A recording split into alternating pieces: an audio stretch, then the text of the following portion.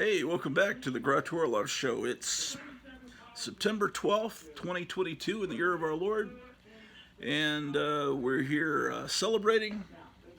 We just got a couple of packages in the mail. We'll be looking at a haul of cool stuff I've gotten here, and then I'll continue looking at some Bronze Age Marvel horror comic books. So it should be a wonderful afternoon here on the Love Show. September 12th, 2022. Did I mention that? Yes, of course. Well, the other day, there was an auction on England Teens channel. Channel's called I Love Comics. Normally the auction's on Saturday night. There was one on some odd night of Tuesday, Wednesday, something like, probably Tuesday. Maybe it was Thursday. I don't know, probably Tuesday. Anyway, I saw some books I wanted and bid on them, and those books came in today. And let's see, what do we got?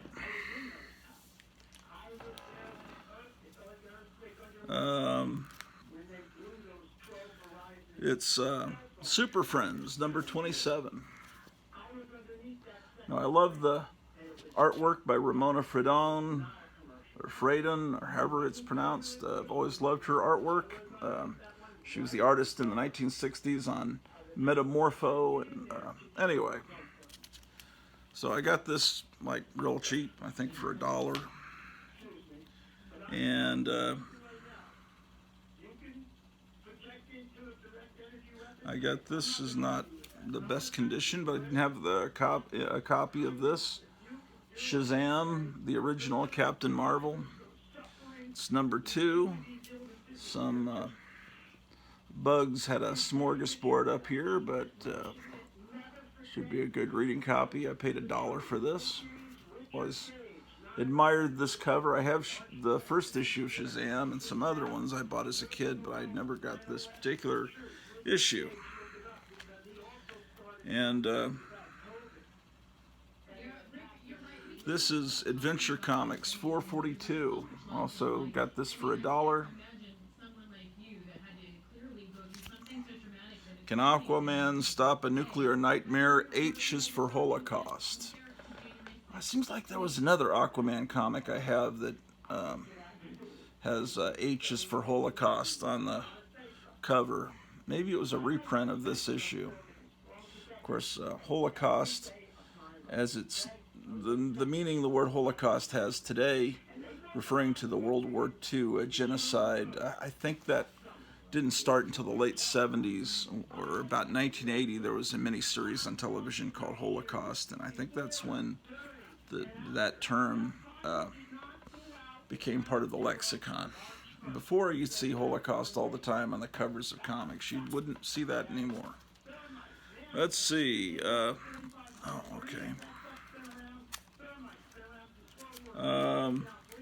Let's get these in order.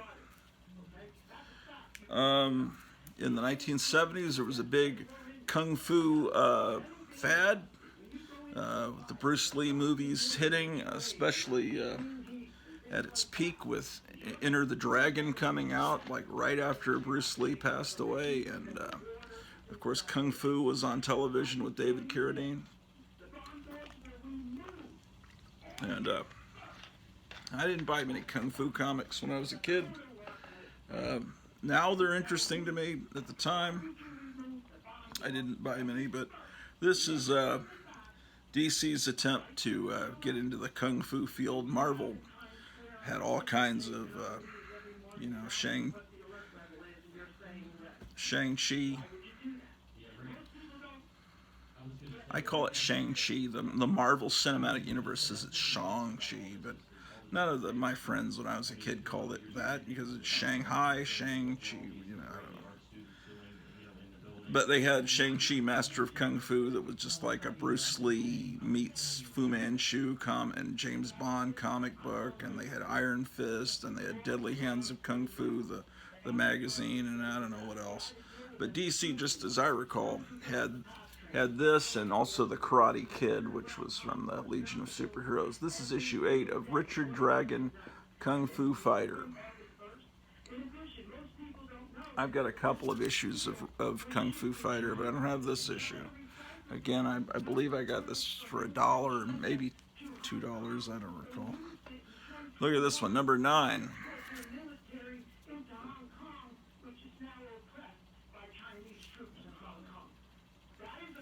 I hear that Queen Elizabeth really looks like that when she takes off her makeup.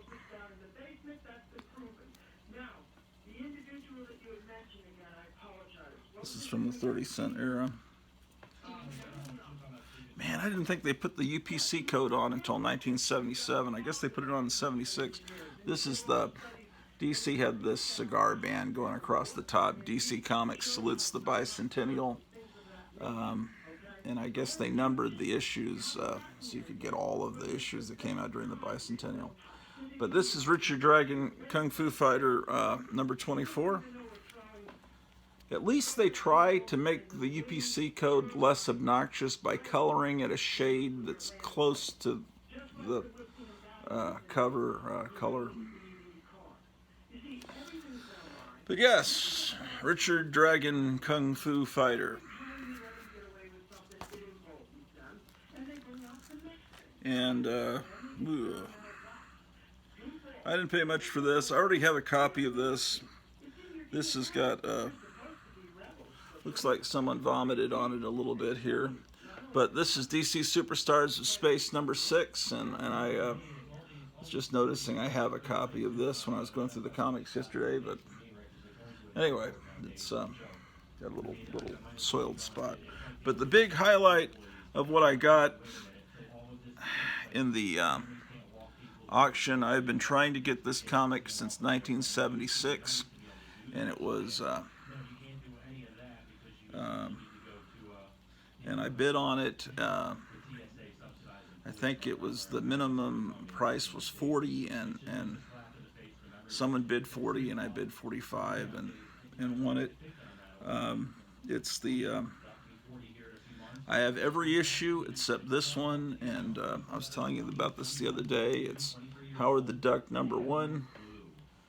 I've been wanting this since I was in 5th grade, but it never reached the spinner racks or magazine stands where I was.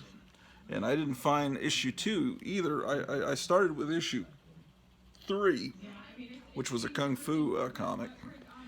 And then I bought issue 2 at Lone Star Comics in the late 70s, but I never was able to get this. So, yeah. On the back it says 130. Maybe someone tried to sell it for 130. I don't know if they're going for that much, are they? Okay, so hold on a moment.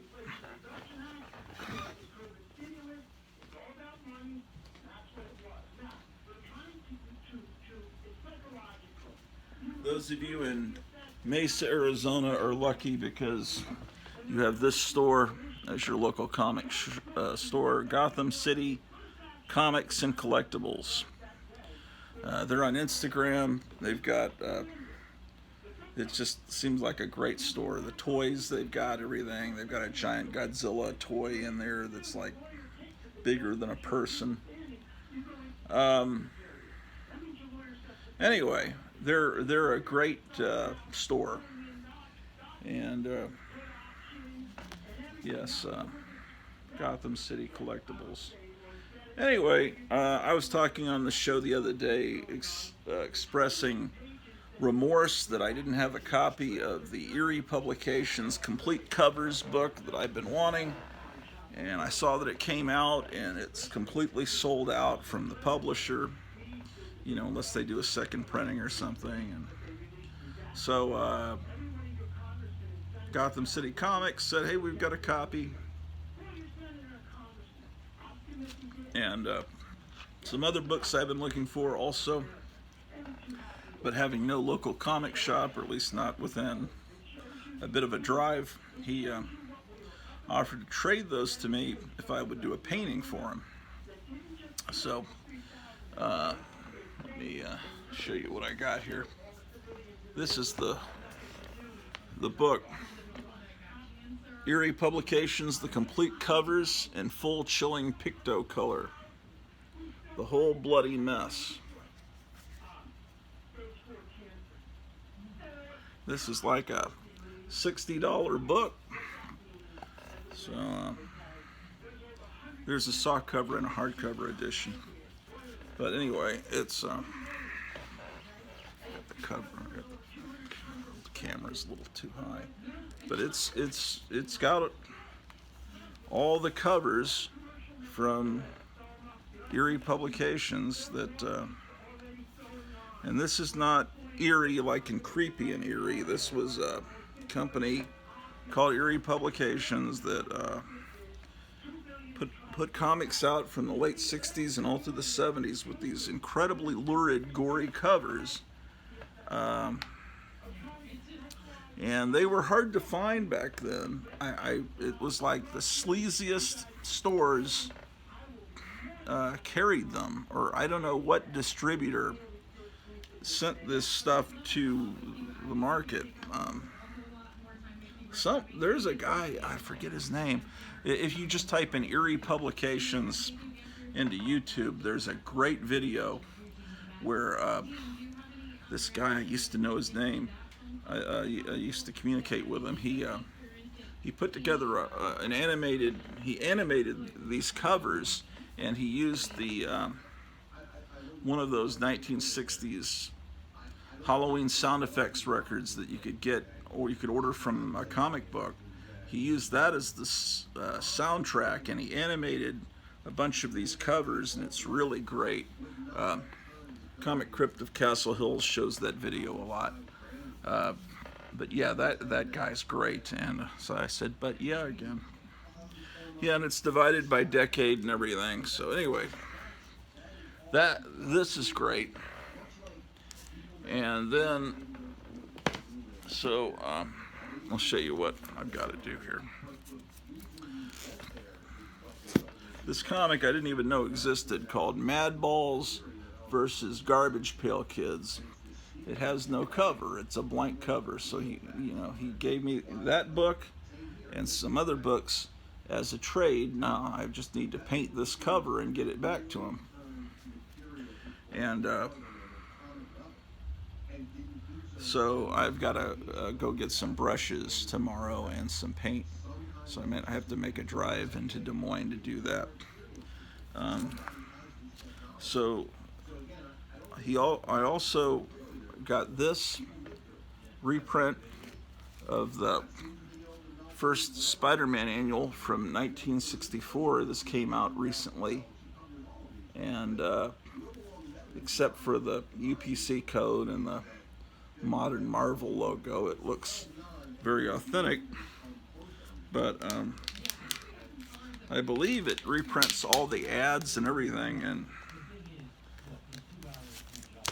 yeah, sure does.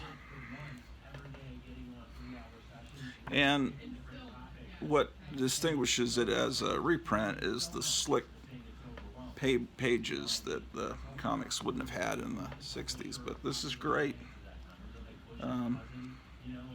So I'm actually buying new comics, but they're not new. Oh, that's a very good reproduction of this ad. I didn't know Marvel had this ad ever in their comics. So when I go, basically what I want from comic stores today are reprints of old books and old books. So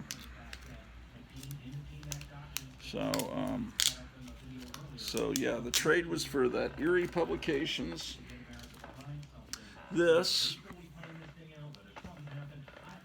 and a reprint of Detective Comics 27 that came out a week or so ago.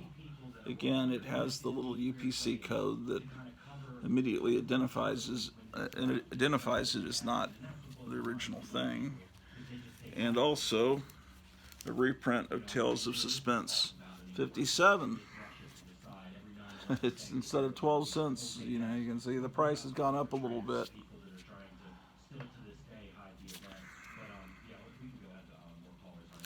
So you see the sparks fly when handsome Hawkeye teams up with the Black Widow. Okay, so that's that. And so that was supposed to be the deal when I paint this, but he sent me all these extra books. So I'll show you what he sent me. He actually sent me 2 copies of this blank covered book, and I don't know if he wants me to do 2 paintings or if one is sent for my own collection. I'll have to ask him, but since he sent me these extra comics, I wouldn't mind doing 2, I guess. Let's see. Oh, this cover is actually, it must have been done just for his store. It has Gotham City Comics printed on the back. I guess it's blank all the way around. I guess I could do a wraparound. Let's see what this book looks like inside. Okay, it's this.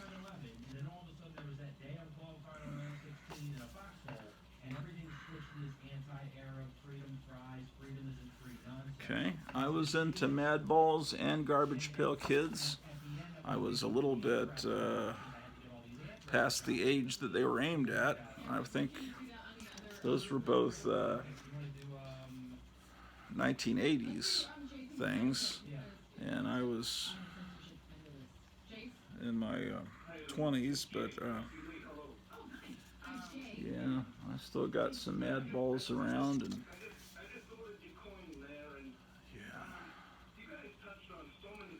okay. Alright, so I see what's going on here, and I guess that's where you put the name of the character that you have on the cover.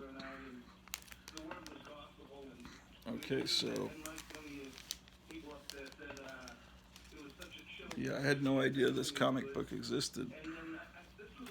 My wife is calling. I better go see what she needs. Alright, I'm gonna go upstairs.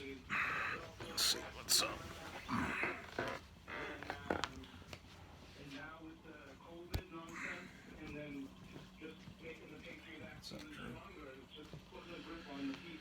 Okay. I filmed this on my phone. I need to get this corral up and going. I need to get into the back box to fool it into thinking it has credits, and the keys aren't turning in the lock. I'm not very technically competent. May have to get rid of that lock and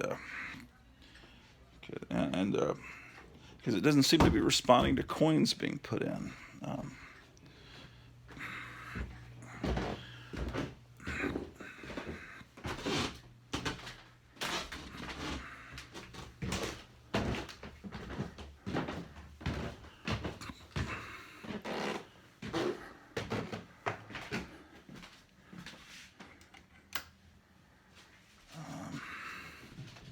Let me set you down over here, and then I'll go see what my wife needs. She may need me to go get her lunch, in which case I might have to stop this episode a little early. So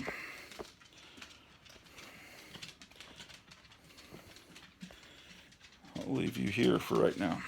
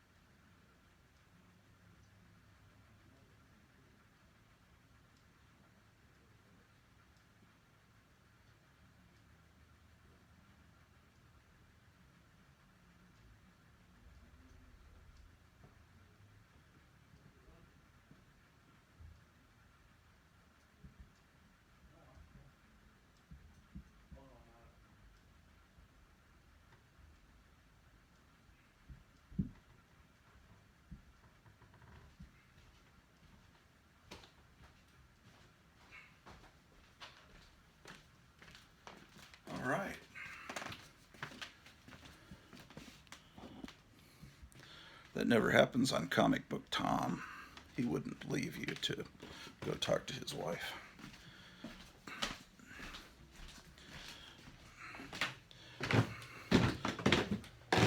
Yeah, that's why this show is not professional like him. He's the genius, the master of all that is valuable and all that is collectible, and he knows everything. What you should speculate on? He even knows what FOMO means, fear of missing out. I had to look that up.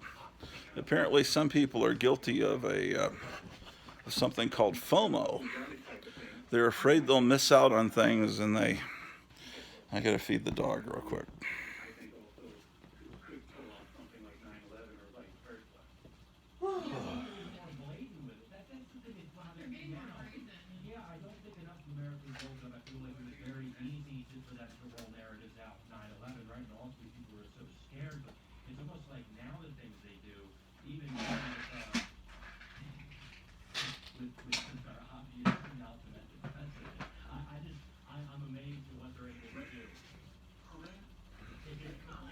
All right, so tomorrow maybe I'll visit John Wayne's birthplace. That might be and then head on further and buy some brushes and paint. So interesting.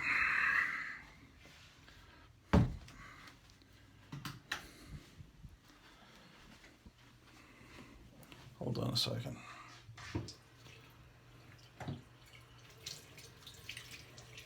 Got a bit of dog food grease on my hands. I'm washing my hands real quick to prevent the soiling of comic books. All right.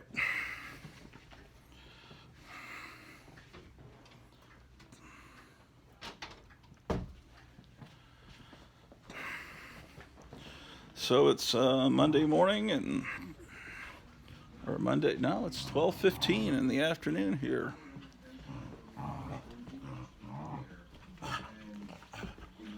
Drew, you need to calm down a little bit there, son.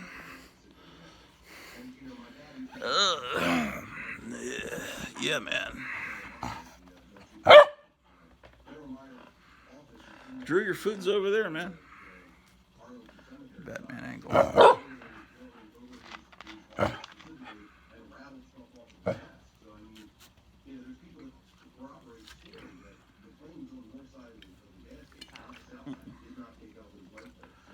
So, stop fucking with my drinks, Drew.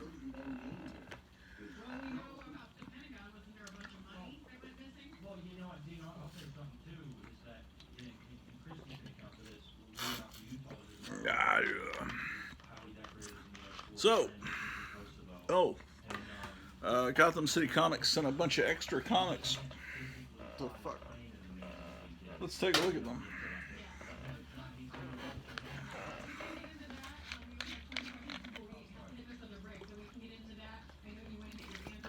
Mesa, Arizona. Okay, so he sent this amazing ACG comic, Unknown Worlds number 40.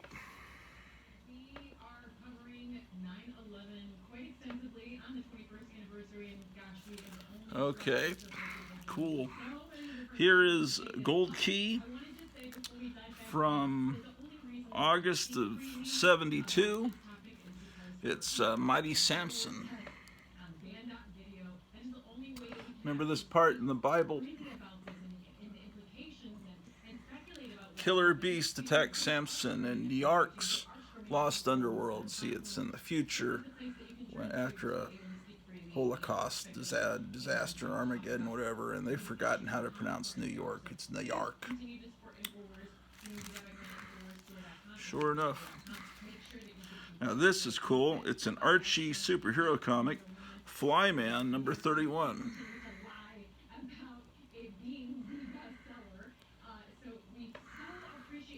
Flyman, part of the Mighty Crusaders. Look at that. Incredible. Here's the Tales of Evil featuring the Bog Beast, number 2 from Atlas Seaboard.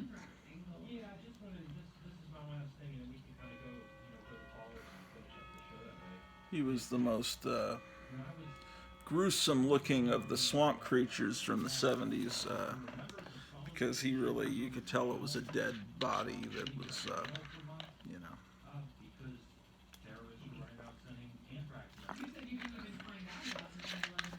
Sure could. Fuck. Okay. Charlton Bullseye, number 7. Back at last, Captain Atom.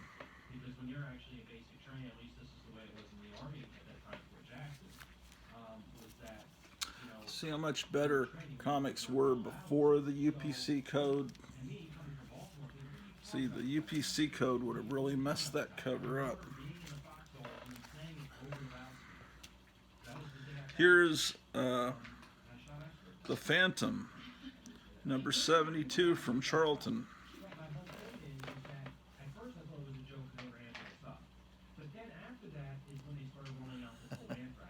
That's it looks like artwork from the state fair, you know, that they'd paint on the side of a ride.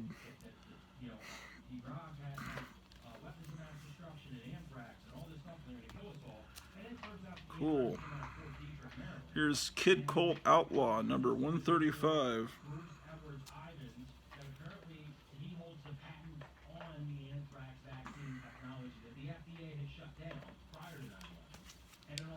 And he also sent Kid Colt Outlaw 144. I'll kill Kid Colt Outlaw on sight.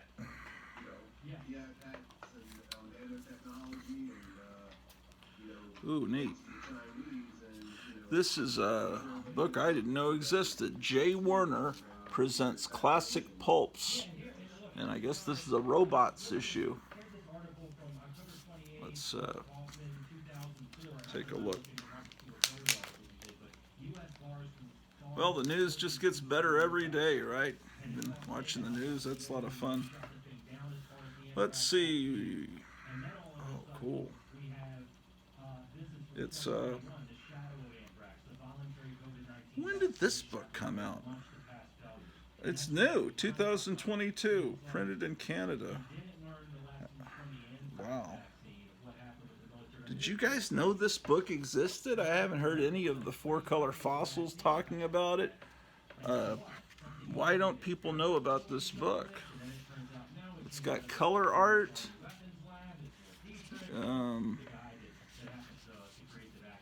And it feels like an old comic book. It has, and then it's got this promo comic for the Phantom Creeps, the Bela Lugosi movie serial. Wow.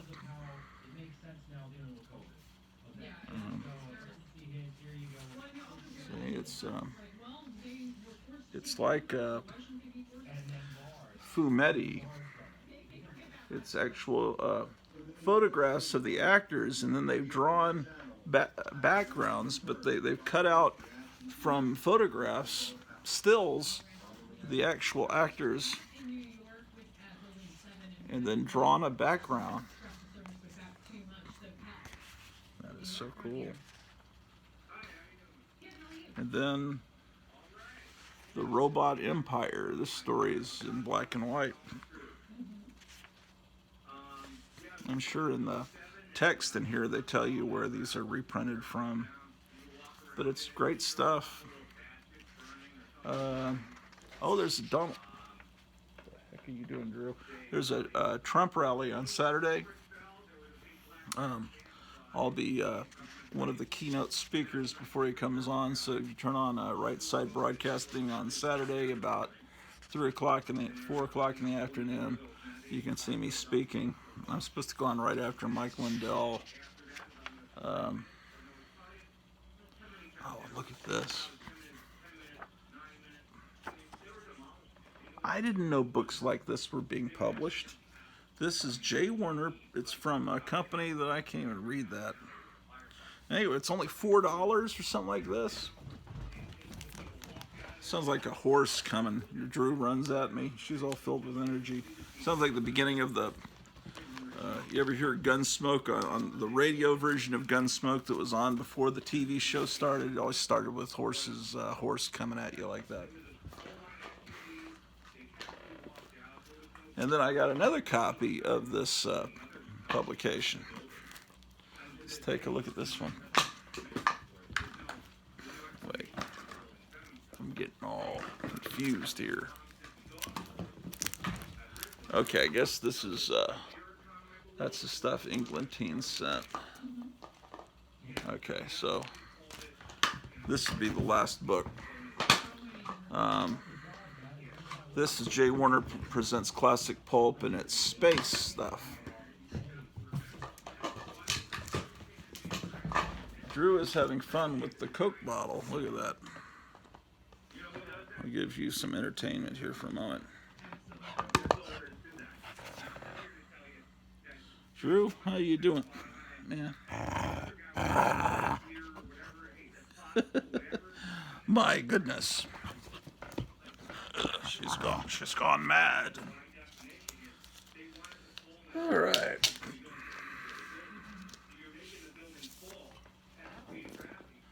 Here we go. Let's take a gander inside this one.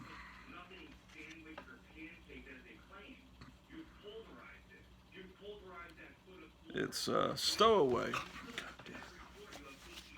I might need to go Walker. Walker, Texas Ranger. Then a text piece. Noise, Tomorrow's Secret Weapon. And here's the incredible rulers of AOG, or AOC. Yes, indeed. You ever heard of Mark Stein? You ever see what he did with AOC? Pretty good stuff. This is a cool publication. I need to find out more about this, and I assume it's ongoing publication, but this is my kind of thing, you know. The new stuff is all crummy, so might as well just buy old stuff. All right, so we've got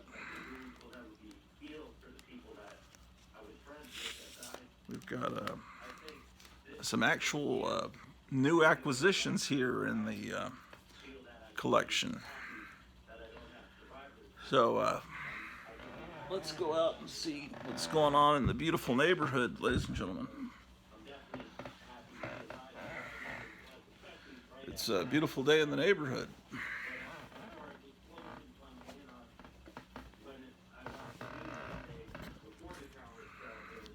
Drusilla, would you like to go for a walk? Drew, would you like to go for a walk? You want to go on a walk? A walk? You do? You want to go on a walk? Isn't that amazing? Now, if I can get this out of the,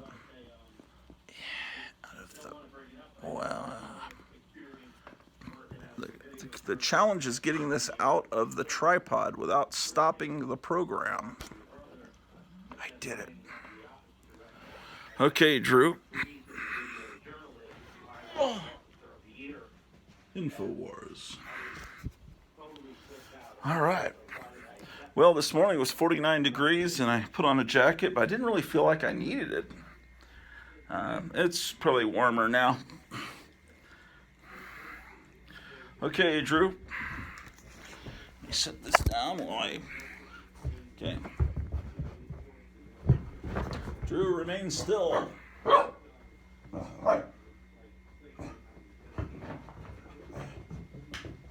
Drew, going on a walk. Stop.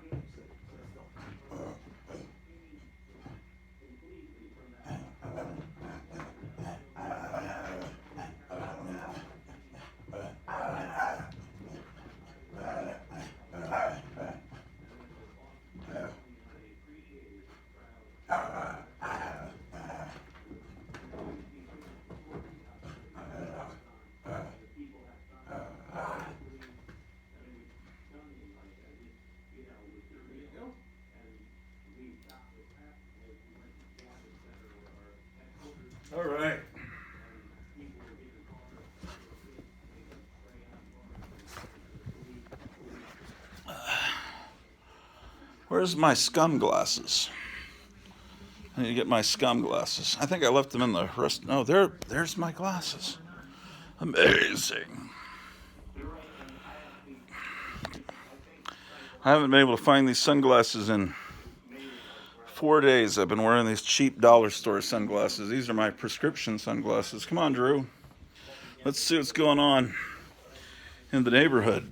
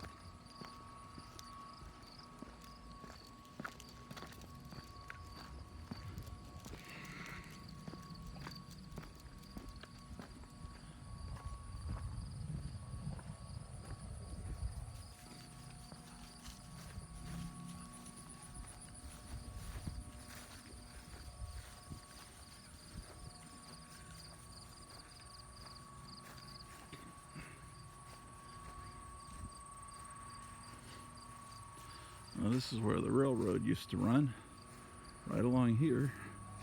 The railroad's gone, but the depot's still here. It's remembered by a museum.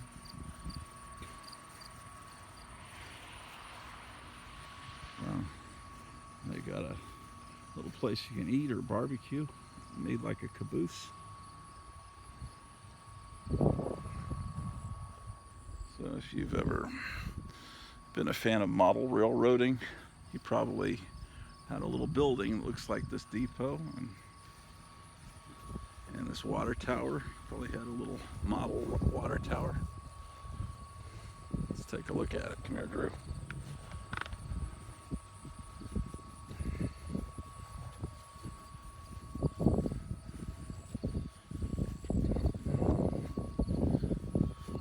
It's like living in a little model railroad town.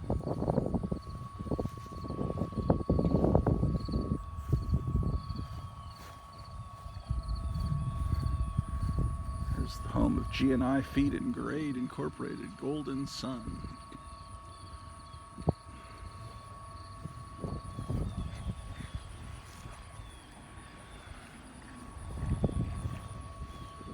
It's quite beautiful here.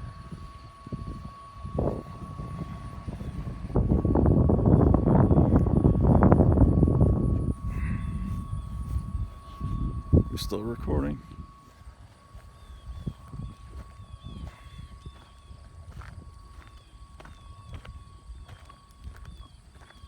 I hear pterodactyls. Sounds just like a beginning of Land of the Lost. Hear those pterodactyls?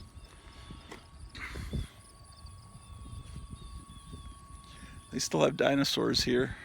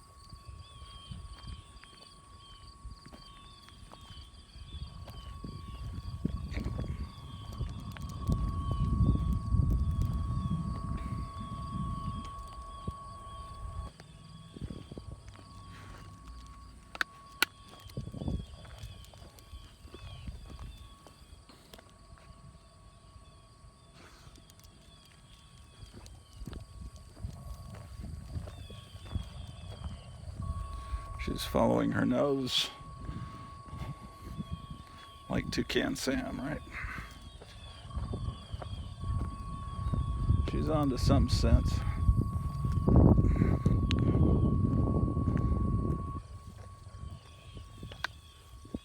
on, Drew, they're gonna get muddy down there. Come on, Drew, how dare you? Drew, this way.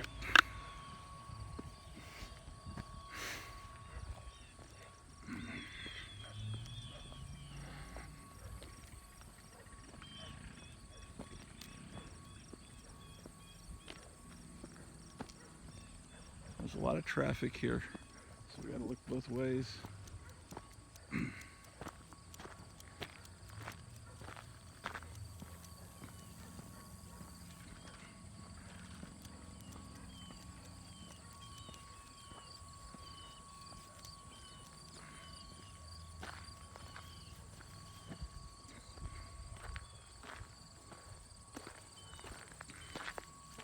There's all the equipment that powers Castle Frankenstein up on the hill. They've been trying to do experiments. Dr. Victor Frankenstein and Klaus Schwab, his assistant, have been trying to bring Queen Elizabeth back to life. But come on, Drew. We're probably getting irradiated with all this psychotronic energy, man.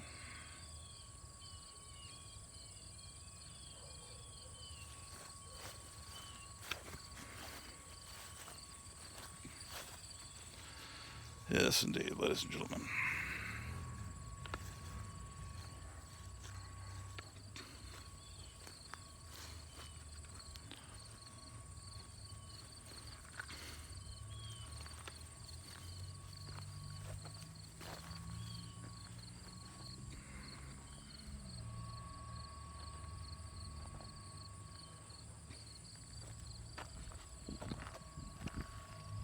Come on, Drew.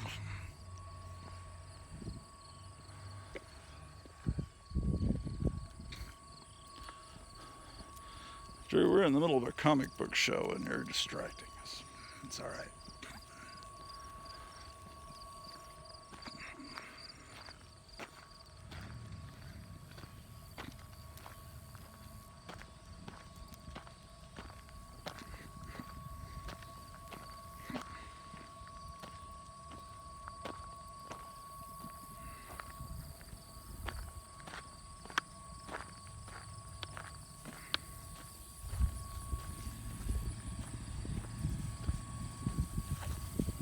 Drew, get out of the high grass, man.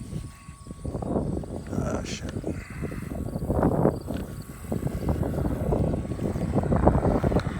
Drew, this way. Shut up, motherfucker.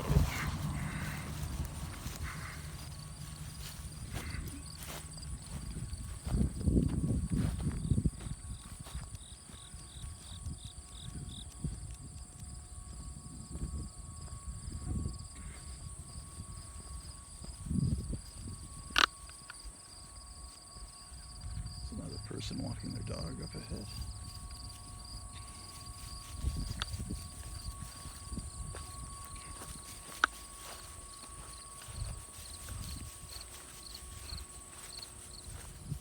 Let's go on this side, Drew.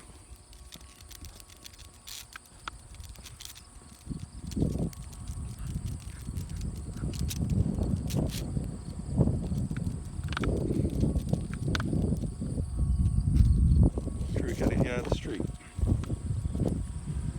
It's James Bond. Over here. I think Drew sees the other dog. Drew, come on. Here it says slow children are playing. Yeah, they're very slow and they have to be aware. They have to put up signs for the smart kids, but for the slow kids, they have to have signs up. Some slow children at play. Yes, indeed. Okay.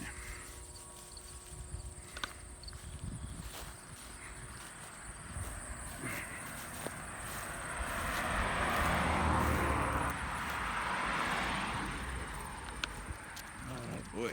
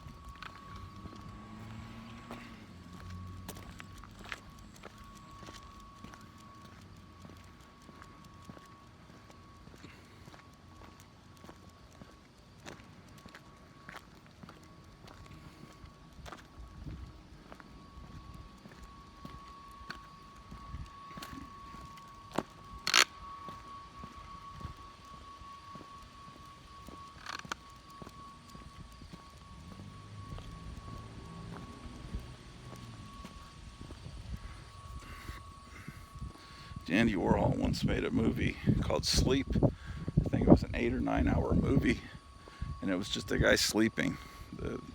He just filmed the guy for his entire sleep cycle. Those are the kind of art films that they used to have in the 60s. I'm not trying to make an art film by walking the dog. I just don't know how to edit. So we'll get back to comic books here in a moment.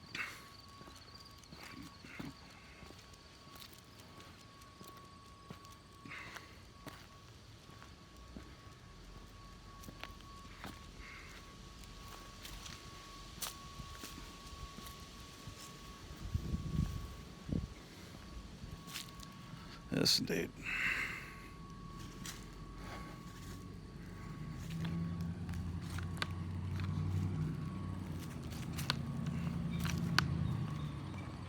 Let's go this way, Drew.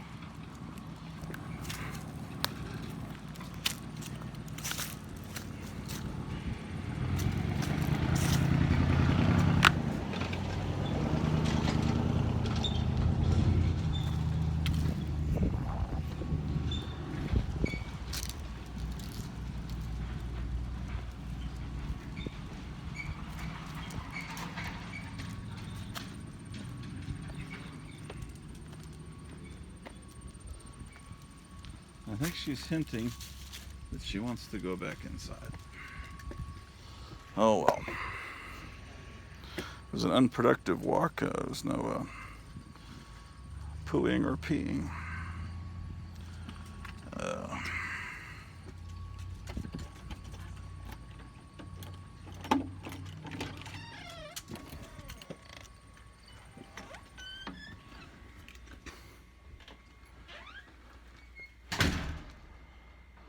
All right.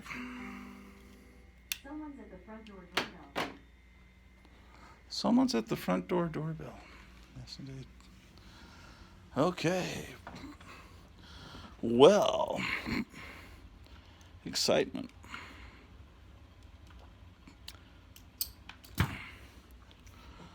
Okay.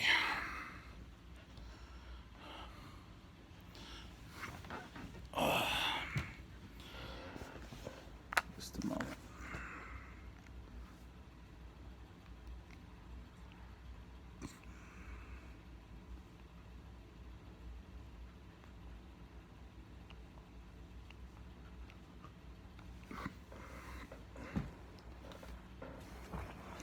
Well, that was a wonderful tour around the neighborhood, wasn't it, ladies and gentlemen?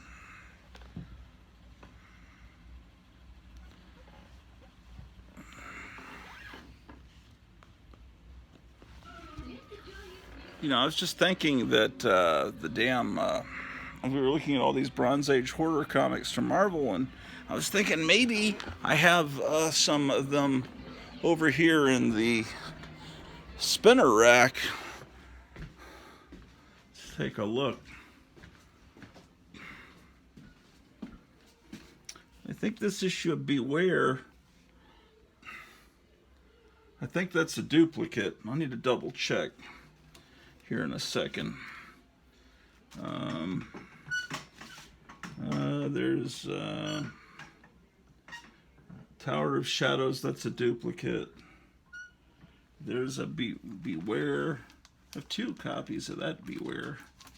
And that one is Beware number 5. Did we look at any Bewares yesterday? I don't remember. Beware 5 and Beware 4. 4 and 5 of Beware. I need to double check, make sure, because I don't want to be buying another copy of something when I already have it. All right. Beware 4 and 5.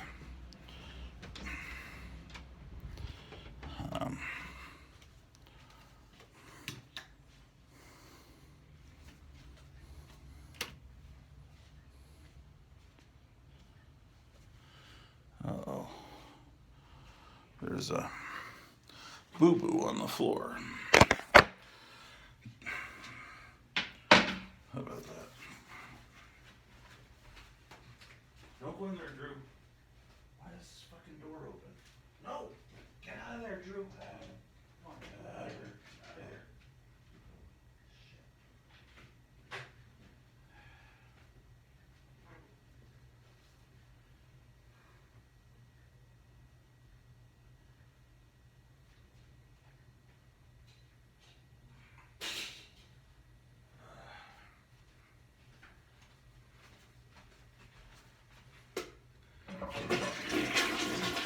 She's figured out how to get into the bat room because there's no doorknob on it. So I don't really want her in there in that museum room.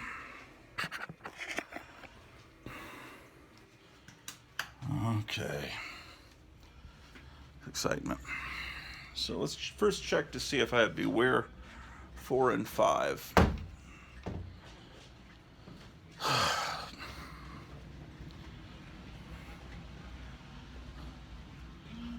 There's some Garbage Pail Kids.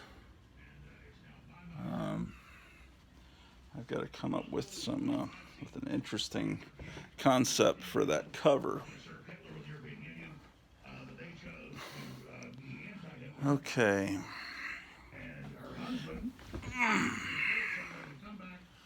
Okay, putting you into this, there's the danger of shutting the whole show off.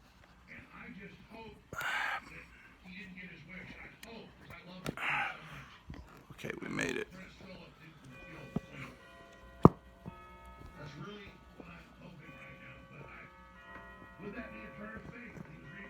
All right. Fantastic. All right, so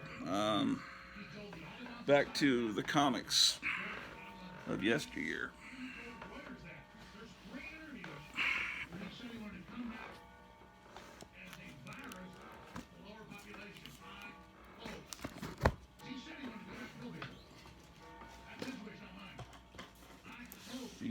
4 and 5. You know, I don't even think I have any copies of Beware in here. No. So let me grab copies from the spinner rack. I guess there are other Marvel titles that I haven't put into these boxes yet. So that's another horror title, Beware.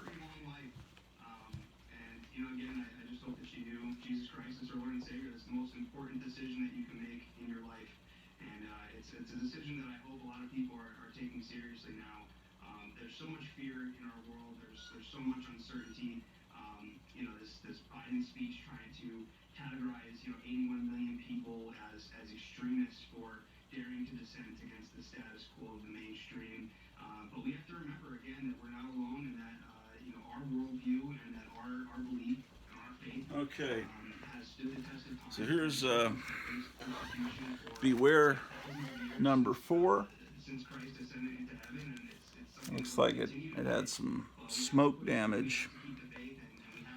And Beware number 5. And I think I have other copies of Beware upstairs. I just hadn't gotten to that B box. So those are added to the box of horror, of Marvel horror. Let's see what else we got here.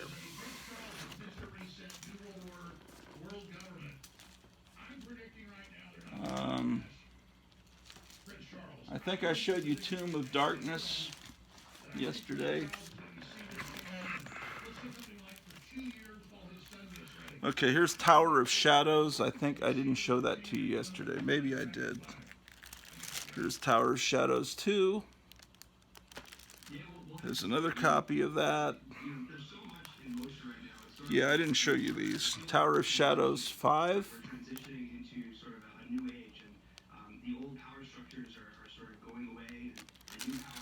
Tower of Shadows 7. Tower of Shadows 9. This one has an adaptation of H.P. Lovecraft's Pickman's model. And then I showed you Uncanny Tales. There's some more copies. Wait. It's to you. Uncanny Tales needs to be in the other box. I showed you these supernatural thrillers. Yeah, I showed you this. Okay. So that was that. And then there's a whole bunch more. Stay tuned here. Glad you stuck with me past the dog walking. Yeah, Uncanny Tales. Okay, so this is Uncanny Tales number 1.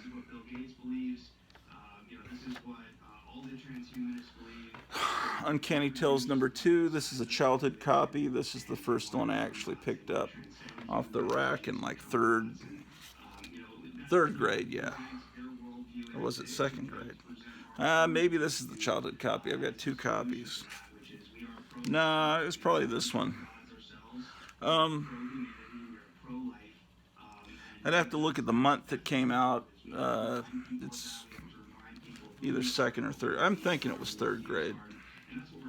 Here's Uncanny Tales from the Grave. I know this was third grade, because I remember buying this in San Antonio, and I was there from third and fourth grade. Here's another copy of the same issue, No Way Out. Damn, I think I showed you these yesterday. Sorry.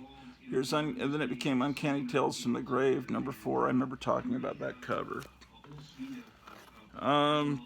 Yeah, I showed you this because I remember commenting that it looks like an Atlas Seaboard kind of cover. And yeah, and I showed you this one yesterday. And a giant monster cover. Damn, where did I leave off yesterday? And then it brings us to Vault of Evil, which... Did I show you Vault of Evil? Here's Vault of Evil #1. This is definitely a childhood copy. I remember buying this. It was third grade. But those 20-cent days were wonderful. 20-cent comics are great. Just any comic that's 20 cents. It was a great time period. I think that Marvel was great in the 12-cent era, and then there was, I think, a kind of a dip in quality during the 15-cent time period. It seems like, but when they went up to 20 cents, it's like they stepped up their game. Those 20-cent comics, I don't know, it might just be because that was when I was awakened to the wonder of these comics. So you may disagree with me.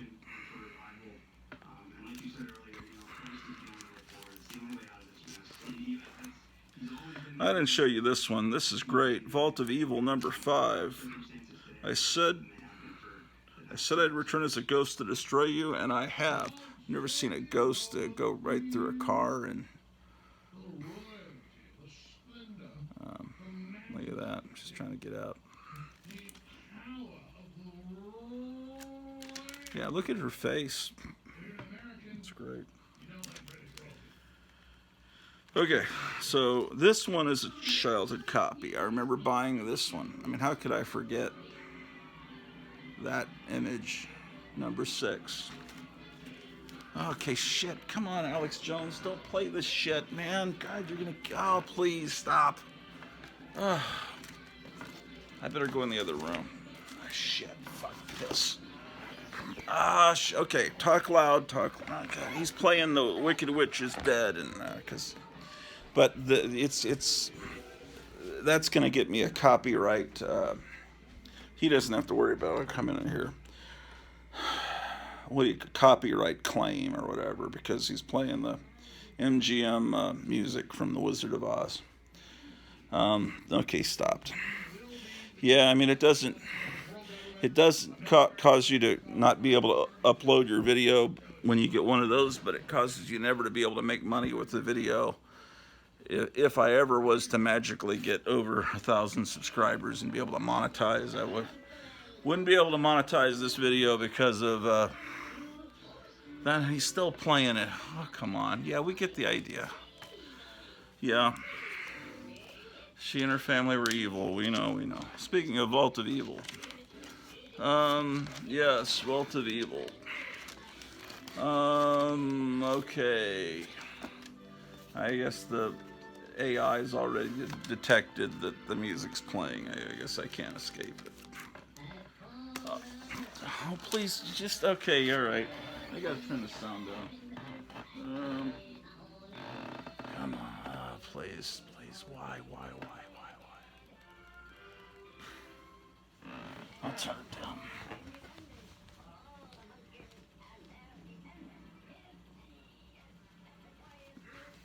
You know, it's not like this is the experience of watching The Wizard of Oz, hearing barely some sound in the background.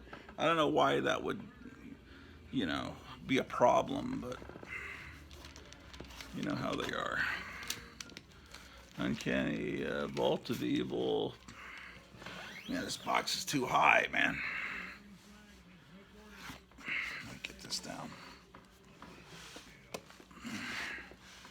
So, how are you guys doing today?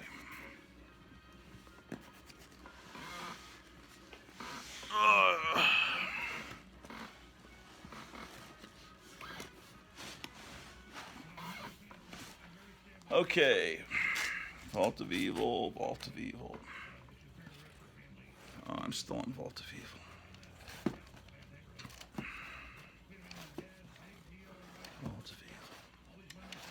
Oh, they have some great covers. 5. Okay.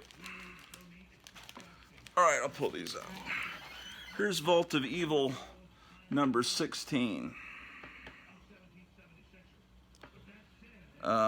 I now pronounce you bride and ghoul. That was 16. Here's 17.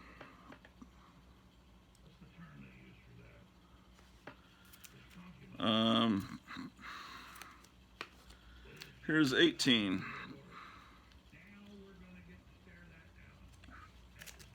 have 2 copies of 18.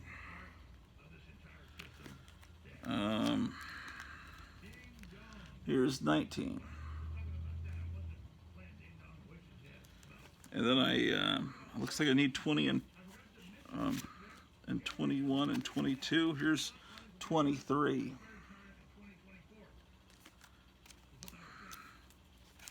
And there's 23. I don't know if that's the last issue or not. And then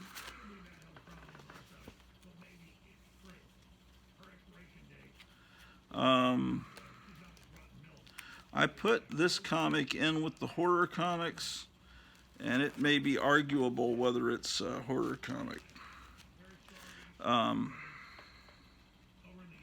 War is Hell.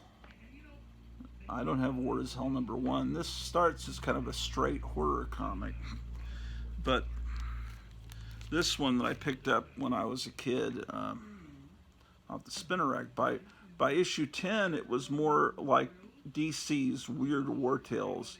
It had, Death narrating it, and I think I heard somewhere that they say this is the first appearance of Death. That Death was a character that later I think Thanos was in love with or something.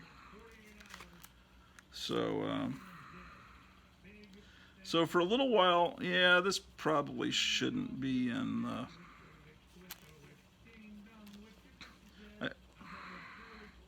I don't know. It on and off. Here issues... Wait, what was that? Okay. I got these out of order. Here's #2. #6 is Sergeant Fury reprints. #7 is also Sergeant Fury reprints. #8 is Sergeant Fury reprints. But 10 is where it becomes more of a horror comic based in war. And 11, see, it still remains a horror comic. Oh, look at this 2-page spread.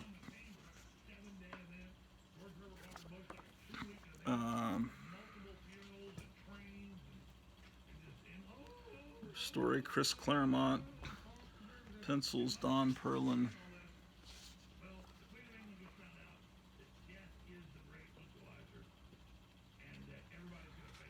Anyway, and then War is Hell 15. You see, it remains a horror kind of comic. Okay, so I don't know. You may question why am I putting War is Hell in with that, but I did it. It was just a decision made on the fly yesterday. I may change my mind.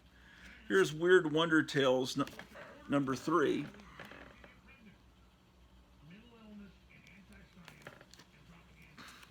Here's Weird Wonder Tales #4.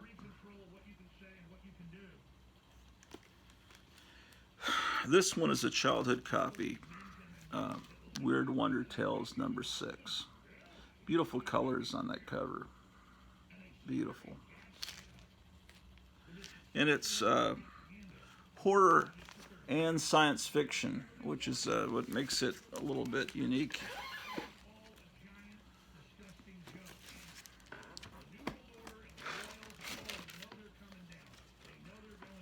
And as I recall, in Weird Wonder Tales, I think they reprinted some of the old 1950s Venus stories. Yeah, they did. Here's #16. And I'll show you.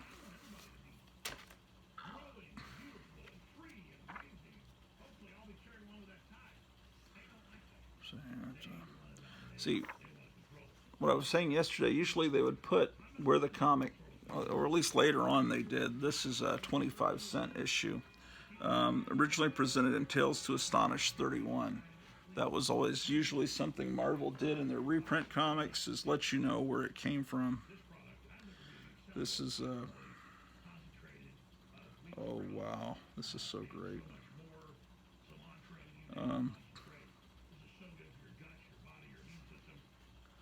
Yeah, this is from Venus number, damn, I focus my eyes. I think it says Venus number 19. But the artwork is so great. I love how Bill Everett signed his signature. Looks like the palette that an artist would put their paint on. He really was great, and in his last days, he was back doing Submariner for Marvel. There were so many great Golden Age artists that they could have just brought them back and did comics in the 70s, unless they were just completely retired. I mean, look at this. Man, that's fantastic art. So I kind of like art, or I love art that has that sense of whimsy to it. This is from Men's Adventure number 25, The Shark. And of course, that's why they would have reprinted it and put it prominent on the cover, is because Jaws had recently come out right before this. I see that Steven Spielberg has a movie about a slightly fictionalized story of his childhood and teenage years, making movies as a kid, and with his mother encouraging him, and that sounds like a movie I'd like to see. I've been hearing stories about Steven Spielberg running with this evil crowd of Hollywood scum, but I always loved most of the early Steven Spielberg movies, and I hope that's not true. 17. 22. I hear the same stuff about James Gunn, and I hope that's not true either, because although James Gunn really pushed it with those Twitter tweets. 16. Okay. And this isn't a complete, by any means, collection of Marvel monster horror. I'm going to find more as I go through the boxes upstairs. Where Creatures Roam, number 8.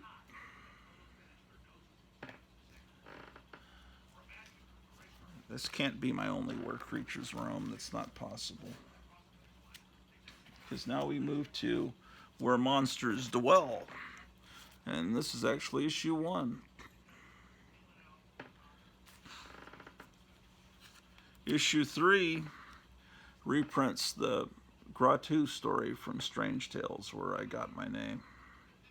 But the cover was redrawn by Marie Severin, and you can see the wonderful detail and the people on the street that she was famous for. To me, at least, she was famous to me. I loved her art. I don't hear many people talking about her. They did put a whole book out about her. I think Tomorrow's publication did.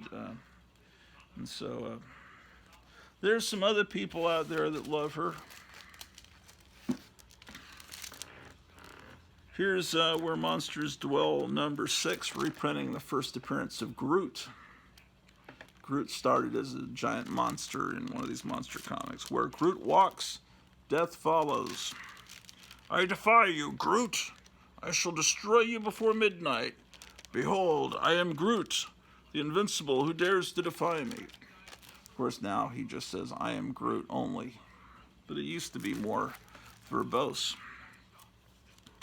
Here's Where Monsters Dwell, number 7, Rambu. Shit. One moment, ladies and gentlemen.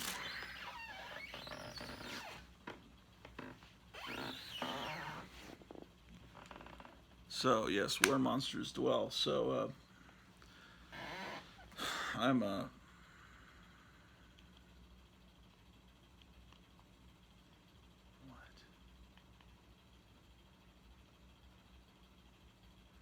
One second.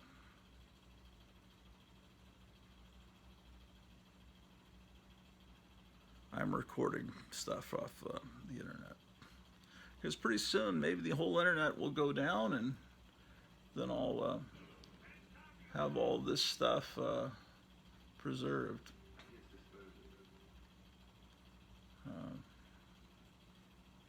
It's part of my obsessive compulsive tendencies. This is yesterday's Alex Jones show. When I try to record it live off of Rumble, it immediately kicks me out. It's like but when I watch yesterday's recorded broadcast, it doesn't. There's not a problem. So there's some bug somewhere, or Biden's people are trying to keep you from hearing what he has to say. Let us not forget how this incestuous family has used their own children to gain power. Okay, ladies and gentlemen, Rambu. We were looking at Rambu, weren't we? Led to the first iteration of the United Kingdom in 1707. Yeah, see, it's late 50s kind of horror stuff. Right before the superheroes came along, that was monsters, and this is all wonderful. That's Where Monsters Dwell, number 7. Here's number 8. Heaven help me, I've fallen into the crypt of the four-armed men, and you'll never get out again. That was 8, so I'm missing 9 and 10. Here's Where Monsters Dwell, number 11. It's Gruto, the creature from nowhere. What was the strange secret of Gruto? Stan Lee did a great job coming up with these names. Now, Gratu, I was looking through years ago when MySpace started. I didn't want to use my own name, so I looked through all these old horror comics. I was looking for a good monster name from Marvel, and I chose Gratu, who was a giant ant. And so I put that on MySpace. Orloff, the last name, is not actually taken from those Italian Dr. Orloff movies from the 60s, but it's actually a family name. Like on my dad's side, my great-grandmother, I think, was named Orloff. And it's a Russian name. And that family came from Russia into Germany or something like that. So I like that name. I wish it was my actual surname. So anyway, Gratu, I guess, is probably copywritten by Marvel. So, if they ever got any flack, I just become Dr. Orloff. Here's Where Monsters Dwell, number 13. So they ever decide to make a movie out of Gratu, and then they do a search, and they pull up my stuff, and they think, well, what's this guy using our name here? 14.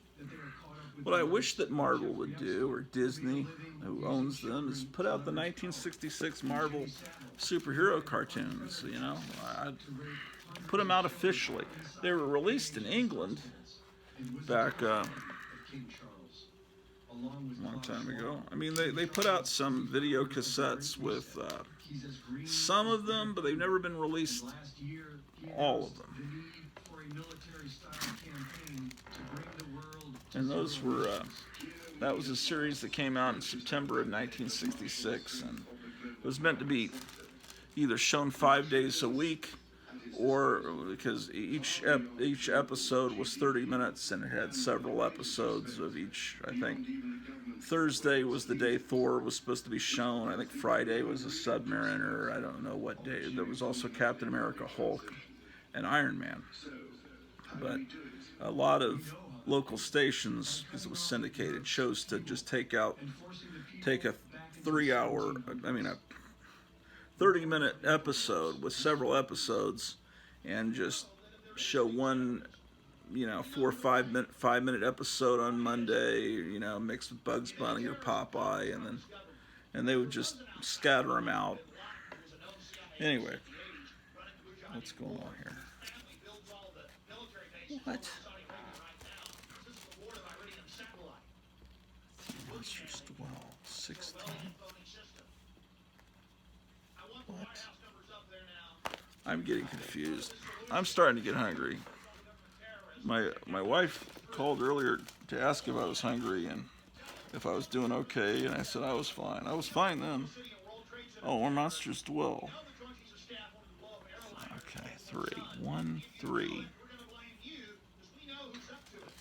Where am I at? We showed Gruto. 13. 14. The green thing. Oh, I'm getting all confused here. Where monsters dwell. 3. Gruto. Okay. I showed you this one, didn't I? Yeah, that's good. So that's 14. Oh, okay, here's 16. I am Gugam, and I am power. Die like the ants you truly are.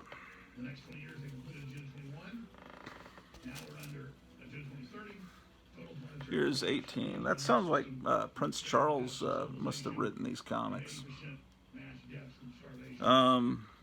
Earthman, you will take me back to your planet so that I can destroy it.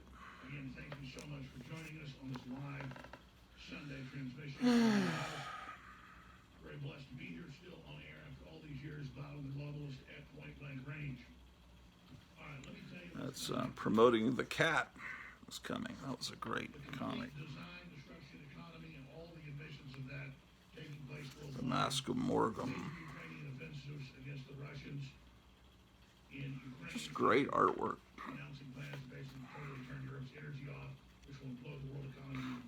The Sacrifice. Okay, that's 18.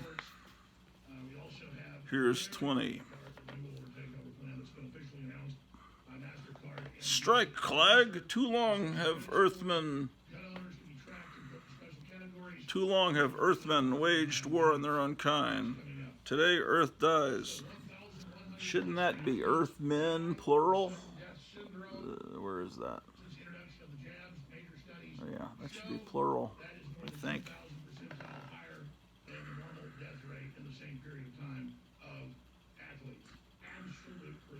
Yeah, it's just the real reason why Trump landed unexpectedly in D.C. over the weekend. Everyone's speculating, because Trump landed in D.C. Did he arrive because they had to interrogate him? Did he arrive because they were going to arrest him? Did he arrive because he was going to go golfing? Everyone's speculating. It's all ridiculous. This is from Dwayne Harris, the famous Dwayne Harris pedigree collection. Didn't I just show you that one? I have 2 copies, but only one with Dwayne Harris's autograph on it. Here's Where Monsters Dwell 25. That's a childhood copy. I remember buying that. And here's 27. These were earlier. I remember buying this one when I was in 2nd grade in Virginia. Yeah, so these are early Marvel. I mean, this kind of, yeah.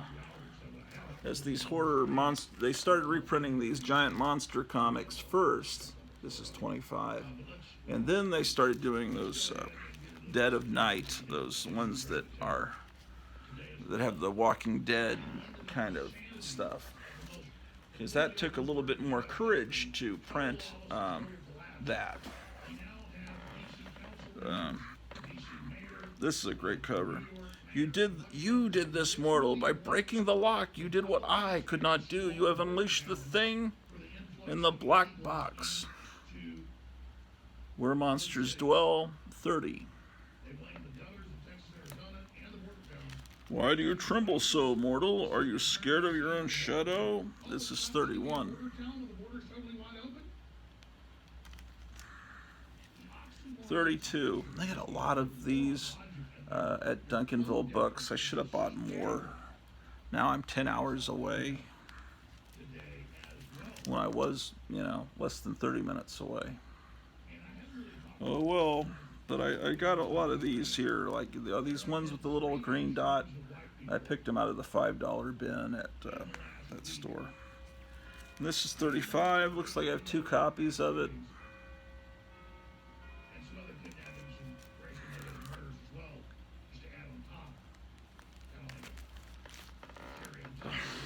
Okay, and then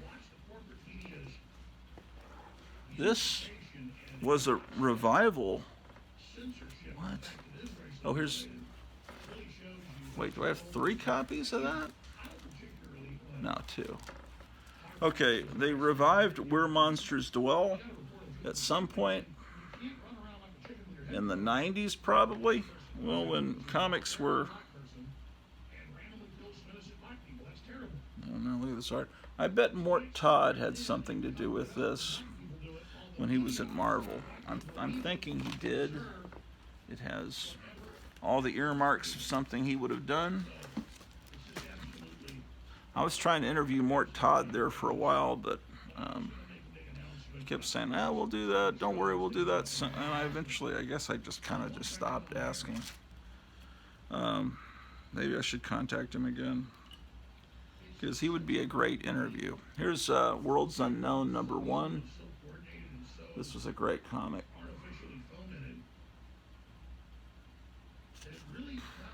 Yeah, science fiction. This is #2. It's A Gun for a Dinosaur.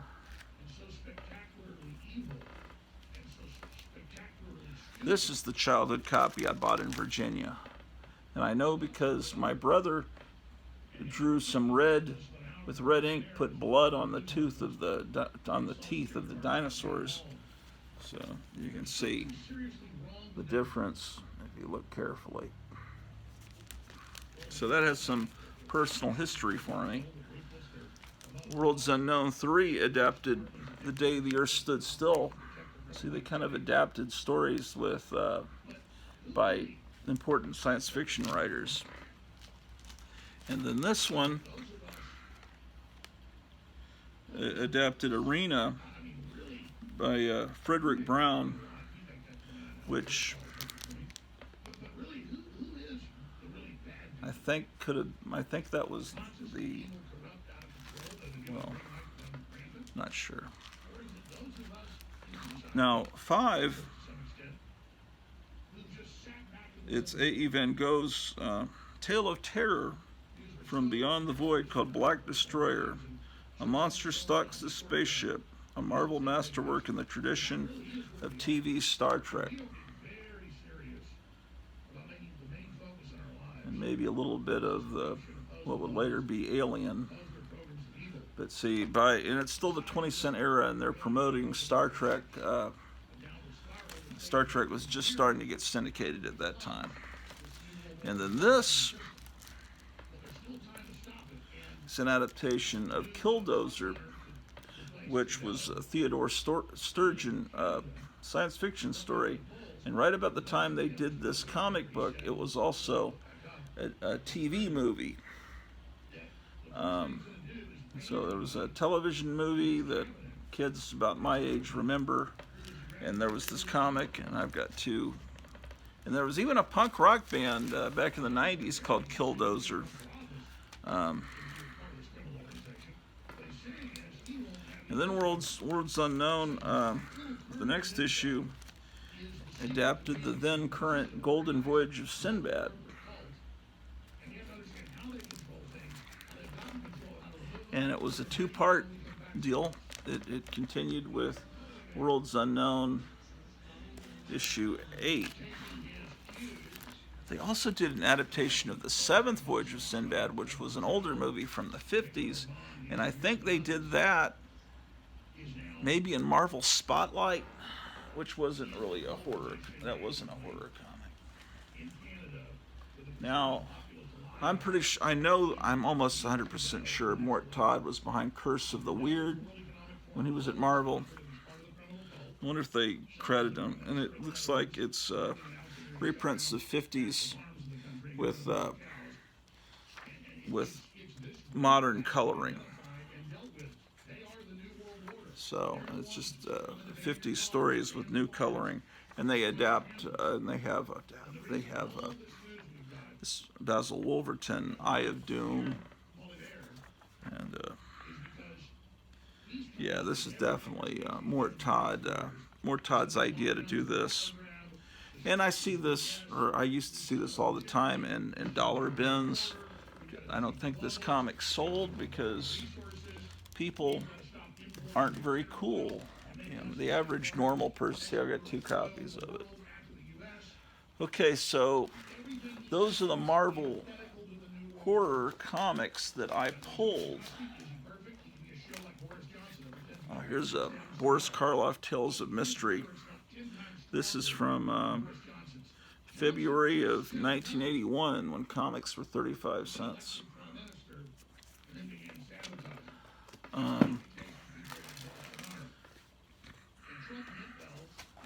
Fantastic. Oh, these Vault of Evils. Did I show you these? Wait, I just found some books I don't think I showed you. Or did I? I don't think I showed you these. What the heck?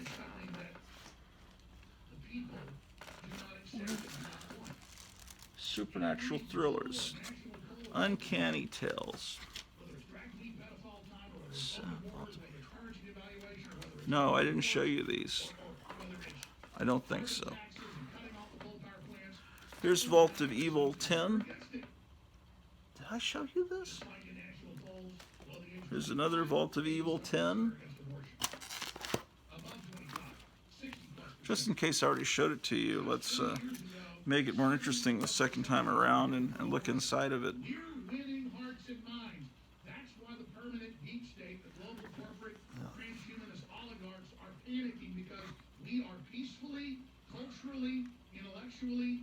Death of a puppet.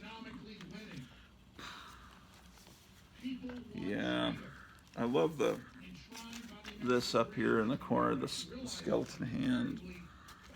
So it looks like I have 2 copies of that. Vault of Evil 11. I do not remember showing you this one. I don't think I did. You should have fled when I killed your boyfriend, female. Now there are 2 feasts for a vampire. How do you know she's female? You could be misgendering her. How do you know that she identifies as a female? Here's 12. Vault of Evil 12. Lots of talking on the cover. It's done. I've killed my husband. Found the money we stole together, and no one will ever know. Won't they, Jennifer Marlowe? Then what about us? What about the men you murdered? Man, she killed a lot of people. Damn. 14. 15. And 16. I showed you this one, but I showed you a different copy of this one. That's what confused me. All right, so sorry, I'm getting confused. All right, now I want to show you another thing, one of my favorite books that has to do with all of what we're talking about, and it's over here in the library. Now, one of the libraries here in the Grot Orloff mansion.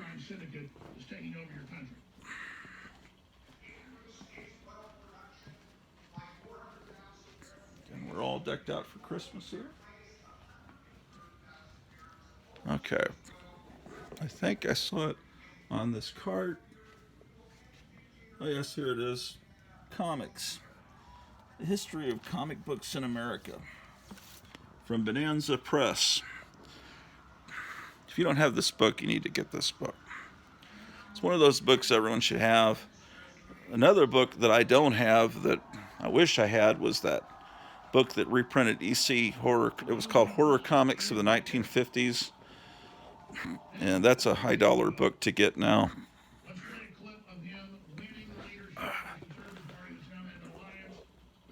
Okay. All right, the cool thing about this book, man, this used to be in my junior high school library at Bailey Junior High in Arlington, Texas. And it was there. I would check it out all the time. And then at some point, it disappeared from the library because they probably realized there's a chapter on underground comics in here. And it has, you know, this is where I first heard about Tijuana Bibles, you know, so they got that. They don't show the super dirty parts of them, but it shows, like, you know, Captain High.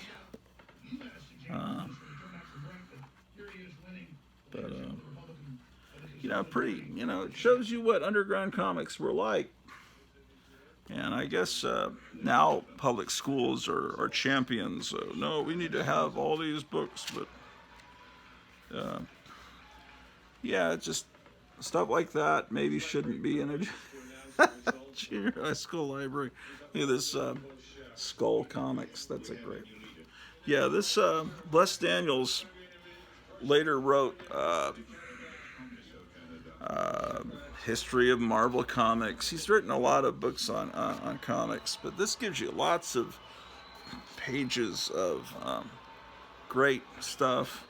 But it has here's Chapter 7, Mighty Marvel, but it has all this color stuff in here. It reprints Submariner. It reprints EC Horror, so you can see what that was like. It reprints Batman comics. Reprints this great Wally Wood story from Warren, which also has nudity, called The Curse. It's a sword and sorcery thing. It's great. It has stuff from Frontline Combat, Creepy and Eerie. I mean, it has everything. Has a whole chapter on Harvey Kurtzman and how he championed people like Gilbert Shelton that did Wonder Warhog and all that. About all the publications that Harvey Kurtzman put out over. Okay. I always love that illustration. I've got a blown up version of that in my comic room upstairs. There's a whole chapter 5 on the Comics Code controversy. And in here, they print the actual Comics Code. Now, do I have reading glasses here? They were there. They aren't now. I might have some out here in the Tiki Lounge. So I want to read the Comics Code to you, because I don't know if you've ever read it. And over these last 18 months, Democrats have delivered. Let me rephrase that. Over these last 18 months, Democrats have delivered big time. All right, guys. So, this is the whole reason behind we had this wave of horror comics I've been showing you, is because, damn, this is great. This is just fucking great. Everything about this. Look at this. Can you imagine being able to check this out of your junior high school library? Late 70s. Anyway, I wish I had more copies of this. Oh, the other thing is the design of this book was by the Mad Peck, who was an underground guy. So he did this cool back cover. He's kind of a wonderful guy, man. Okay, I lost my frickin' place. Okay. The standards of the Comics Code Authority as originally adopted. Codes for editorial matter. General standards. Part A. This came in I guess, late 1954. That's why comics have that seal, and then they relaxed the standards a little bit in 1971, which is why you had the flood of horror comics in the beginning of the Bronze Age. Okay, codes for editorial matter. General standards. Part A. 1. Crimes shall never be I'm like Joe Biden. Crimes shall never be presented in such a way as to create sympathy for the criminal, to promote distrust of the forces of law and justice, or to inspire others with a desire to imitate criminals. 2. No comic shall explicitly present the unique details and methods of a crime. They're talking about like Charles Bureau's Crime Does Not Pay. All the crime comics they used to have. A lot of them would tell exactly how they executed the crime and everything. 3. Policemen, judges, government officials, and respected institutions shall never be presented in such a way as to create disrespect for established authority.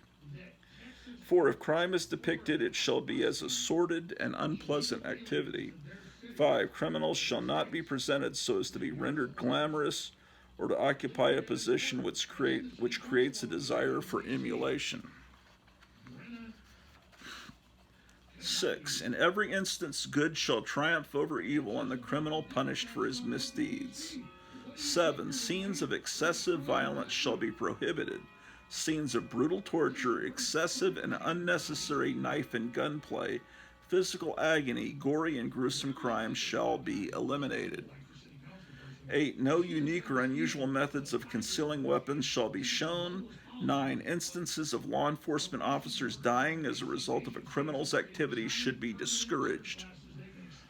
10. The crime of kidnapping shall never be portrayed in any detail, nor shall any profit accrue to the abductor or kidnapper. The criminal or the kidnapper must be punished in every case.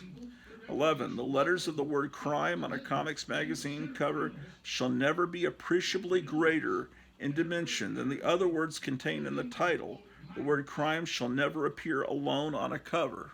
Imagine a comic just called Crime. But yeah, they would have, they said, but yeah, I get it, shit. They would have criminals must pay the penalty in tiny print. Crime does not pay in tiny print under it. So you look at a newsstand in 1953 and you see all the word crime in giant letters with little tiny words underneath. Like, crime is bad, like that. 12, that is actually true. They were doing that. 12, restraint in the use of the word crime in titles or subtitles shall be exercised. General standards, Part B. 1. No comic magazine shall use the word horror or terror in its title. That was directed at EC. 2. All scenes of horror, excessive bloodshed, gory or gruesome crimes, depravity, lust, sadism, masochism shall not be permitted. 3. All lurid, unsavory, gruesome illustrations shall be eliminated. 4. Inclusion of stories dealing with evil shall be used or shall be published only where the intent is to illustrate a moral issue, and in no case shall evil be presented alluringly, nor so as to injure the sensibilities of the reader. 5. Scenes dealing with or instruments associated with Walking Dead, torture, vampires and vampirism, ghouls, cannibalism, and werewolfism are prohibited. That's what was relaxed. Number 5, General Standards Part B, number 5. Scenes dealing with or instruments associated with Walking Dead, torture, vampires and vampirism, ghouls, cannibalism. Well, they didn't really have cannibalism in these Marvel comics, but and werewolfism are prohibited. So immediately when they relax this, Tomb of Dracula, Werewolf by Night, they try to do everything.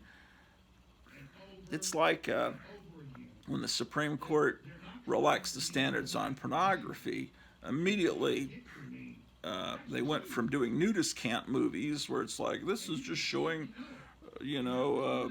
healthy people getting exercise, to they would push it as far as the law would allow them. And then, like in 72, that's when all the hardcore stuff started to be in the theaters, Deep Throat, all that, Devil and Miss Jones. So it's like the people will push in the quest to make money, will push as far as they can based on the rules. And so, anyway, I'm not equating comic books with pornography, sorry. But there is a certain mindset behind the people that create this kind of culture. They'll push it as far as they could. It was surprising how far the pulps pushed in the 30s if you look at those covers. I don't know. Anyway. Oh, and I showed you that Eerie Publications book that Gotham City Comics sent me. They got away with all that gore because it was a magazine. These standards only apply to comic books, to 4-color comic books. Anyway, General Standards Part C. All elements or techniques not specifically mentioned herein, but which are contrary to the spirit and intent of the code and are considered violations of good taste or decency shall be prohibited. Dialogue. Number 1. Profanity, obscenity, smut, vulgarity, or words or symbols which have acquired undesirable meanings are forbidden. 2. Special precautions to avoid references to physical afflictions or deformities shall be taken. 3. Although slang and colloquialisms are acceptable, excessive use shall be discouraged, and whenever possible, good grammar shall be employed.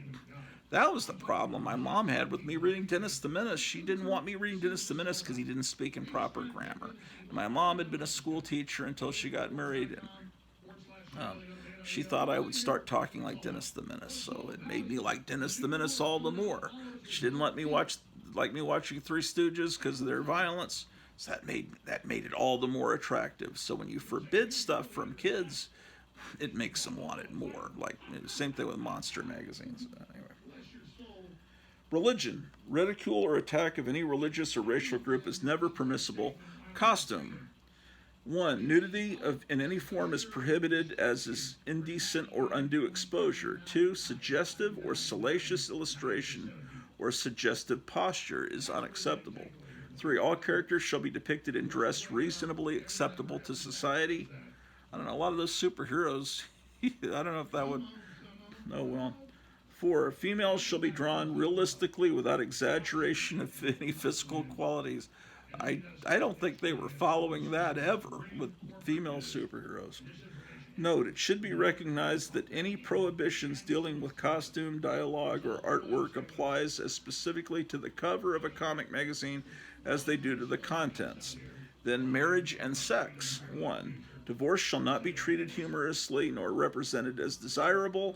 2. Illicit sex relations are neither to be hinted at or portrayed. Violent love scenes as well as sexual abnormalities are unacceptable.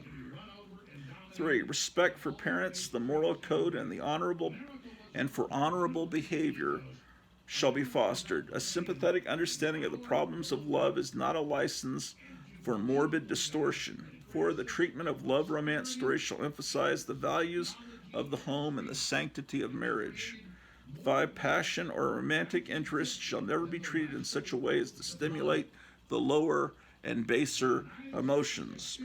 6. Seduction and rape shall never be shown or suggested. 7. Sex perversion or any inference to same is strictly forbidden. Code for advertising matter. These regulations are applicable to all magazines published by members of the Comics Magazine Association of America Incorporated. Good taste shall be the guiding principle in the acceptance of advertising. 1. Liquor and tobacco advertising is not acceptable. 2. Advertisement of sex or sex instruction books are unacceptable. 3. The sale of picture postcards, pin-ups, it's in quotation marks, art studies, or any other reproduction of nude or semi-nude figures is prohibited. 4. Advertising for the sale of knives, concealable weapons, or realistic gun facsimiles is prohibited. Advertising for the sale of fireworks is prohibited. 6. Advertising dealing with the sale of gambling equipment or printed matter dealing with gambling shall not be accepted. 7. Nudity with meretricious purpose and salacious postures shall not be permitted in the advertising of any product. Clothed figures shall never be presented in such a way as to be offensive or contrary to good taste or morals. 8. To the best of his ability, each publisher shall ascertain that all statements made in advertisements conform to fact and avoid misinterpretation. And finally, 9. Advertisement of medical, health, or toiletry products of questionable nature are to be rejected. Advertisements for medical, health, or toiletry products endorsed by the American Medical Association or the American Dental Association shall be deemed acceptable if they conform with all other conditions of the advertising code. So that's the comics code as guy that was, it gives you all the history. I think the guy that was in charge of Archie Comics at the time was very instrumental in that, and he hated EC to a large degree because of Harvey Kurtzman and Will Elder's parody of Archie in the Mad comic book, which was called Starchy, and it violated almost every single one of the things that you just heard. And it was like making fun of Archie. It used to say America's typical teenager at the top of the front cover, and they would of course it showed I think they reprint that in here. I don't know. But here they reprint some EC Mad. That's Julius Caesar. And yeah, they reprint. Oh, shit. This is hard to do. EC War Comics. You got Basil Wolverton. Love the smell of this book. Fox and the Crow. They even put Fox. I mean, this guy covers every aspect of comic books because the old chapter 3, Dumb Animals. Here's Crime Does Not Pay, the Charles Bureau comic I was referring to. I mean, it shows you examples of the comics. It doesn't just talk about them. It gives you examples. And there's a Sheena comic, Plastic Man, Black Hawk. It gives you a whole story. You know, just reprinted smaller. This is a Superman story.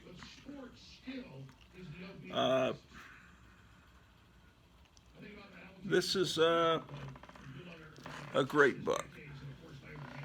The other books I recommend to you highly are Jim Steranko's History of Comics. Those are big tabloid, like slightly bigger than a Treasury edition books.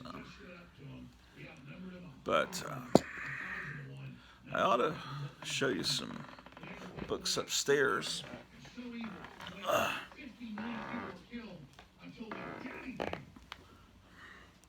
Yeah. I don't know if this book is very expensive. And me talking about a book on this show is not going to have the kayfabe effect where those kayfabe kids, whatever book they talk about, they call it the kayfabe effect. All of a sudden, the price goes up. Everyone's trying to get that book to read the one they were talking about. And anyway, hold on.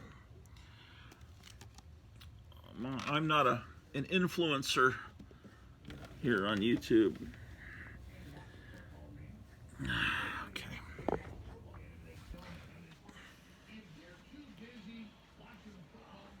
All right.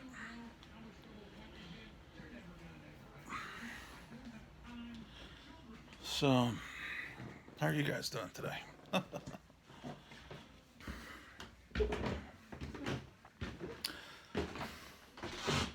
Yeah, I've been trying to organize comics up here too.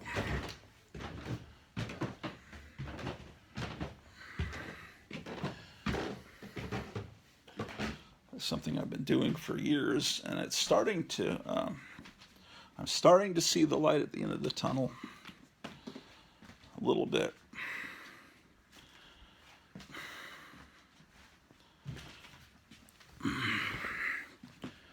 Let's see. If there's anything I can show you up here.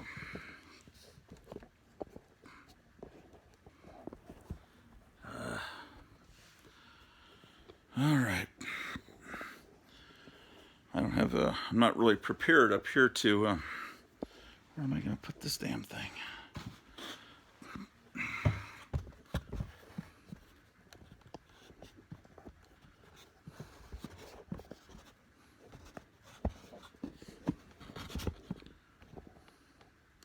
There we go, ladies and gentlemen. Oh. Let's see, what can we show you?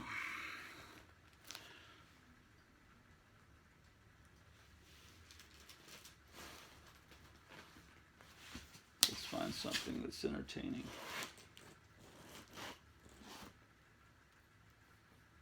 Here's a German, like a German version of World's Finest.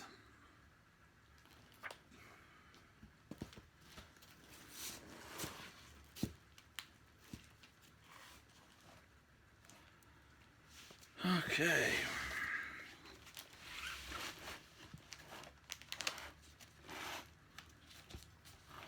Teen Titans.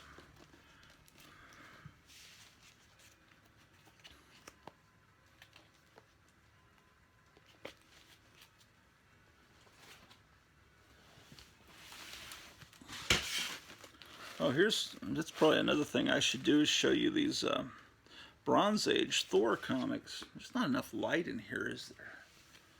I probably should take these downstairs. These Bronze Age, I showed you the Silver Age comics. I didn't show you the Bronze Age. I probably should get a light up here. And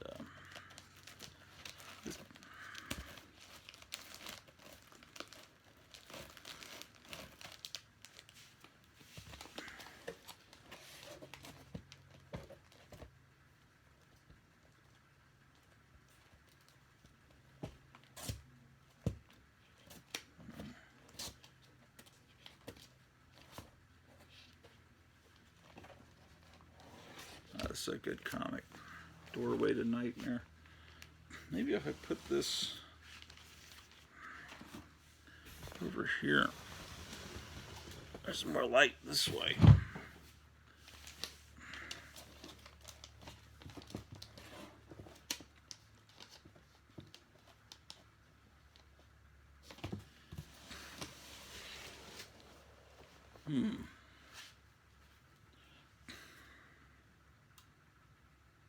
I always like the cover on this comic. There's not enough light.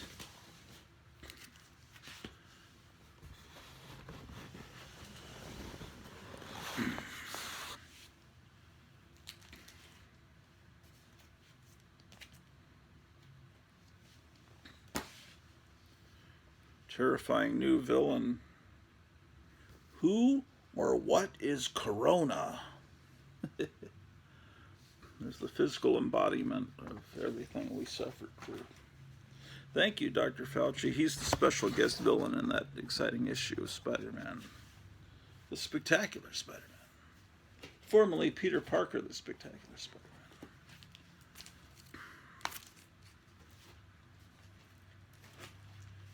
Yes, indeed. Got a lot of issues of Gru I'm organizing.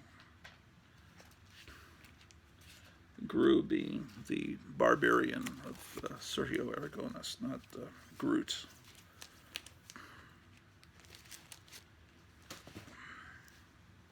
Oh, here's another issue of Shazam. Shazam number 4.